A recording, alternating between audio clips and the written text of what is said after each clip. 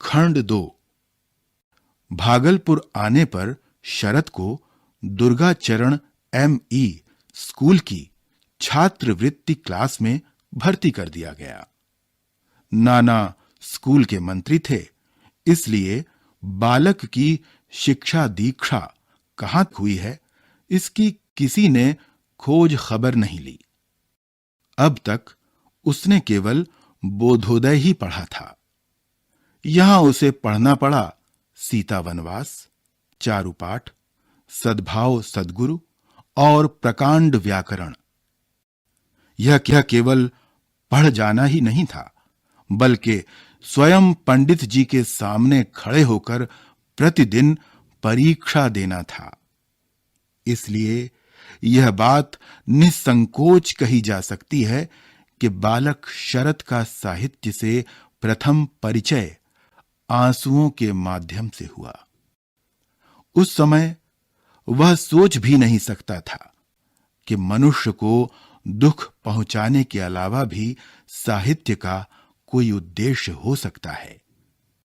लेकिन शीघ्र ही वह यह अवश्य समझ गया कि वह क्लास में बहुत पीछे है।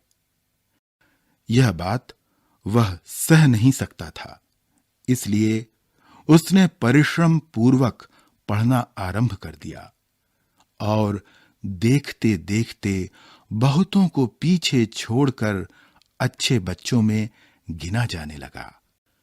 नाना लोग कई भाई थे और संयुक्त परिवार में एक साथ रहते थे, इसलिए मामाओं और मौसियों की संख्या काफी थी। उनमें छोटे नाना अघोरनाथ का बेटा मणींद्र उसका सहपाठी था। उन दोनों को घर पढ़ाने के लिए नाना ने अक्षय पंडित को नियुक्त कर दिया था। वे मानो यमराज के सहोदर थे। मानते थे कि विद्या का निवास गुरु के डंडे में है, इसलिए बीच बीच में सिंह गर्जना के साथ साथ रुदन की करुण ध्वनि भी सुनाई देती रहती थी। इस विद्याध्ययन के समय शरारत कम नहीं चलती थी। शरत यहां भी अग्रणी था। उस दिन तेल के दिए के चारों ओर बैठकर सब बच्चे पढ़ रहे थे और बरामदे में निवाड़ के पलंग पर लेटे हुए नाना सुन रहे थे। सहसा वे बोल उठे, क्यों, पुराना पाठ याद कर रहे हो? आज नया पाठ नहीं पढ़ा क्या? नहीं। क्यों? पंडित जी नहीं आए, उन्हें बुखार आ गया है। बस नाना ने घर के सेवक मुशाई को पुकारा, मुशाई, लालटेन जलाओ, पंडित जी को बुखार आ गया है, देखने जाना है। वे स्कूल के मंत्री ही नहीं, समाज के नेता भी थे। मनुष्य के साथ कैसा व्यवहार करना चाहिए, इसमें वे आदर्श माने जाते थे। उनके जाते ही शरत ने घोषणा की, cat is out, let mouse play. और तुरंत ही समवेत गान का यह स्वर वहां गूंज उठा, dance little baby, dance up high, never mind baby, mother is नाई। Crow and caper, caper and crow, there little baby, there you go. Up to the ceiling, up to the ground, backward and forward, round and round. Dance little baby and mother will sing, merrily, merrily, ding, ding, ding. एक उत्साही बालक ने इस अंतिम पंक्ति का तुरंत हिंदी अनुवाद भी प्रस्तुत कर दिया। खुशी से ताक धिना धिन। एक दिन न जाने कहां से एक चमगादड़ बच्चों के सिर पर आकर मंडराने लगा। छोटा मामा देवी सोया पड़ा था, क्योंकि नाना भी सो गए थे। तब बाकी बच्चों का पढ़ना कैसे होता? चमगादड़ को देखकर मणि और शरत के हाथ खुजलाने लगे। लाठियां लेकर वे उसे पकड़ने दौड़े। फिर जो युद्ध मचा उसमें चमगादड़ तो रिपीट फिर जो युद्ध मचा उसमें चमगादड़ तो जंगल में से होकर निकल गया, लेकिन लाठी दीवे में जा लगी। चादर पर तेल फैलाता हुआ वह बुझकर गिर पड़ा। यह देखकर मणि और शरत दोनों चुपचाप वहां से पलायन कर गए। नाना की आंख खुल गई। देखा घोर अंधकार फैला है। पुकार उठे, मुशाई मुशाई। मुशाई दौड़ा दौड़ा आया। जी, बाती क्यों बुत गया? दिया सलाई जलाकर मुशाई ने देखा कि वहां ना तो मणि है और ना शरत, केवल देवी गहरी नींद में सोया है। बोला, मणि और शरत तो खाना खाने गए हैं, देवी ने बत्ती गिरा दी है। इस अपराध की कोई क्षमा नहीं थी। केदारनाथ ने देवी का कान पकड़कर उठाया और मुशाई से कहा, इसे ले जाकर अस्तबल में बंद कर दो। अगले दिन मामा को प्रसन्न करने के लिए गहरी रिश्वत देनी पड़ी, लेकिन देवी पर मां सरस्वती की कम ही कृपा थी। शरत के बड़े मामा ठाकुरदास सभी बच्चों की शिक्षा की देखभाल करते थे। वे गांगुली परिवार की कट्टरता और कठोरता के सच्चे प्रतिनिधि थे। उस दिन क्या हुआ, मोतीलाल बच्चों को लेकर गंगा के किनारे घूम रहे थे कि अचानक ठाकुरदास आ निकले। उनकी दृष्टि में यह अक्षम्य अपराध था।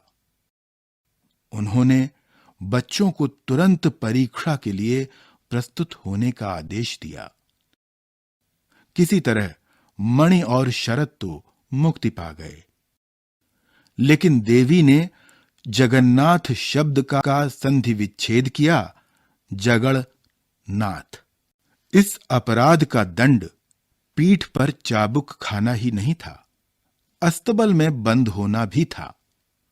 परंतु शरत पर इन बातों का कोई असर नहीं होता था। यहां तक कि स्कूल में भी दुष्टता करने से वह नहीं चूकता था। अक्सर वहां की घड़ी समय से आगे चलने लगती। उसको ठीक करके चलाने का भार वैसे अक्षय पंडित पर था, लेकिन 2 घंटे खूब जमकर काम करने के बाद तंबाकू खाने की इच्छा हो आना स्वाभाविक था। तब वे स्कूल के सेवक जगुआ की पानशाला में जा उपस्थित होते। इसी समय शरत की प्रेरणा से दूसरे छात्र उस घड़ी को 10 मिनट आगे कर देते। कई दिन तक जब उनकी चोरी नहीं पकड़ी गई तो साहस और बढ़ गया। वे घड़ी को आधा घंटा आगे करने लगे। इसके बाद कभी कभी वह 1 घंटा भी आगे हो जाती थी। उस दिन 3 का समय होने पर उसमें 4 बजे थे। अभिभावकों के मन में संदेह होने लगा, लेकिन पंडित जी ने उत्तर दिया, मैं स्वयं घड़ी की देखभाल करता हूं। उत्तर उन्होंने दे दिया, लेकिन शंका उनके भी मन में थी। इसलिए उन्होंने चुपचाप इस रहस्य का पता लगाने का प्रयत्न किया। एक दिन पानशाला से असमय में ही लौट आए। क्या देखते हैं कि बच्चे एक दूसरे के कंधे पर चढ़कर घड़ी को आगे कर रहे हैं। बस वे गरज उठे और सब लड़के तो निमिष मात्र में वहां से भाग गए, लेकिन शरत भले लड़के का अभिनय करता हुआ बैठा रहा। पंडित जी यह कभी नहीं जान सके कि सारे नाटक का निर्देशक वही है। उसने कहा, पंडित जी, आपके पैर छूकर कहता हूं, मुझे कुछ नहीं मालूम। मैं तो मन लगाकर सवाल निकाल रहा था। उस समय की उसकी मुख भंगी देखकर कौन अविश्वास कर सकता था। अपने असीम साहस और सूझबूझ के कारण जिस प्रकार वह घर में मामा लोगों के दल का दलपति बन गया था, उसी प्रकार स्कूल के विद्यार्थियों के नेतृत्व का भार भी अनायास ही उसके कंधों पर आ गया। उसके शौक भी बहुत थे, जैसे पशु पक्षी पालना और उपवन लगाना, लेकिन उनमें सबसे प्रमुख था तितली उद्योग। नाना रूप रंग की अनेक तितलियों को उसने काठ के बक्स में रखा था। बड़े यत्न से वह उनकी देखभाल करता था। उनकी रुचि के अनुसार भोजन की व्यवस्था होती थी। उनके युद्ध का प्रदर्शन भी होता था। उसी प्रदर्शन के कारण उसके सभी साथी उसकी सहायता करके अपने को धन्य मानते थे। उनमें न केवल परिवार के या दूसरे बड़े घरों के बालक थे, बल्कि घर के नौकरों के बच्चे भी थे। उनके साथ किसी प्रकार का भेदभाव नहीं किया जाता था। ये बच्चे भी उसे प्रसन्न करके अपने को कृतार्थ अनुभव करते थे। अपने उपवन में उसने अनेक प्रकार के फूल गाछ और लता गुल्म लगाए थे।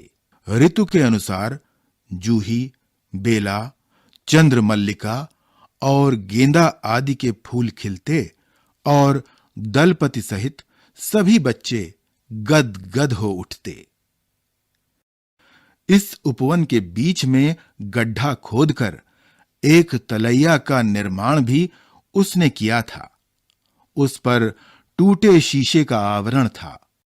साधारणतया वह उस पर मिट्टी लीप देता, परंतु कोई विशिष्ट व्यक्ति देखने आता तो मिट्टी हटाकर उसे चकित कर देता। लेकिन ये सब कार्य उसे लुक छिप कर करने पड़ते थे, क्योंकि नाना लोग इन्हें पसंद नहीं करते थे। उनकी मान्यता थी कि बच्चों को केवल पढ़ने का ही अधिकार है। प्यार, आदर और खेल से उनका जीवन नष्ट हो जाता है।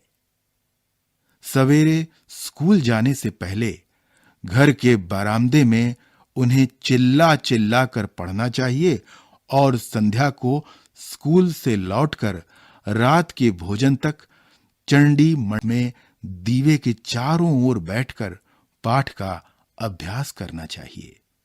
यही गुरुजनों की प्रीति पाने का गुर था।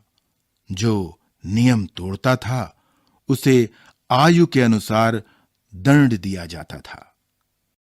कोई नहीं जानता था कि न जाने कब किसको घंटों तक एक पैर पर खड़े होकर आंसू बहाने पड़े। इस अनुशासन के बीच खेलने का अवकाश पाना बड़ा कठिन था, परंतु आंखों में धूल झोंकने की कला में शरत निष्णात था।